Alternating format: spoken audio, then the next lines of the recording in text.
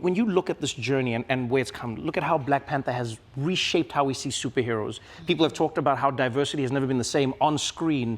You know, this is the first woman, Black-led film that Marvel has ever put out. And it's crushing it. People are loving it. It's huge, it's momentous. Yeah, I mean, that just means so much to hear because, I mean, it is really something I grew up, you know, the other big thing is that it's also African. Yeah. And like, I grew up next door to you in Zimbabwe, and I hope it's not too painful to the ear or closer, but, you know, we're trying, we're working on it. No, I appreciate I think I always laugh with Ryan Coogler as the director. I say, like, you chose one of the hardest languages to just, like, Xhosa. It's like, first of all, it's an African language, but it's like, what if we added clicks into it as well? I know, but and I think the cast does really well, not just with the Xhosa, but I mean, you've got some like Yucatec Mayan in the movie, and that's what makes it. I'm not going to spoil the plot for anyone, so if there's gaps, I'm doing that on purpose. But you have a movie that now isn't just talking about the African diaspora around the world. You're also in this conversation about where we've come from as peoples in South America and Central America, and it's all coming together in a really gripping way. Well, the beauty of it is like that aspect of that shared conversation that Africa could have with that part of the world, which is we both went through a lot, imperialism, we both went through colonization, we both lost, indigenous cultures lost a lot through that very, you know, wretched process. And so it's actually this reclaiming that we're getting to see these two cultures mirror each other as they do that. And Wakanda has kept it and protected it, and so have the Talcanil. So it's this beautiful kind of reflection on each other, which I just think is kind of unprecedented and really, really exciting. And it truly is. Your character shines.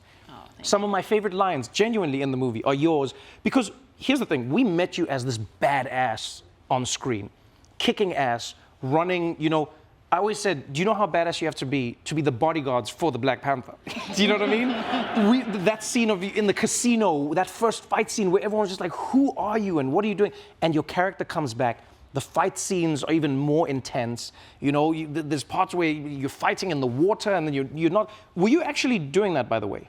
Yes, I have a little bit of a torn muscle in my shoulder to prove it, but it's all good now.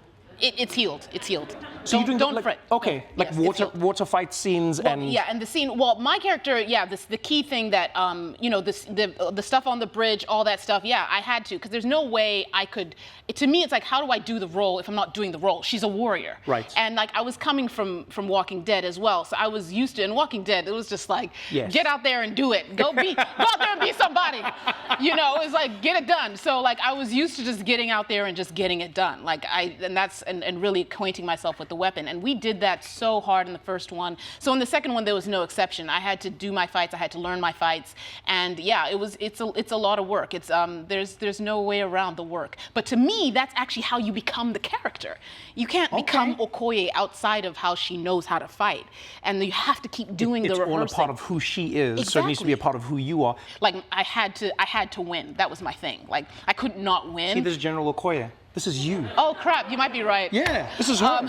This is her, because we see your character on this journey. And again, I won't spoil it, but what we see is on your character's journey is her grappling with the idea that she's not in control. Her grappling with the idea that she cannot protect everybody, including herself. Her grappling with the idea of failure, which is such a personal experience, you know, for anybody to share, first of all, but it's also vulnerable to have. Is to go, yeah, I'm not what everybody needed me to be. And you felt that pain in your character. Oh, yeah. That's what I loved about how Ryan, like, bifurcated the grief process in different characters. And my character, she just doesn't really take care of herself that way. So to have to get confronted with it that way was the only way she was really going to be, because she is so, I have to take care of everybody else. I have to make sure this, you know, she's got the country on her shoulders. I've got to keep it protected and secure. I got to keep this family protected and secure that she feels she's a part of. Yes.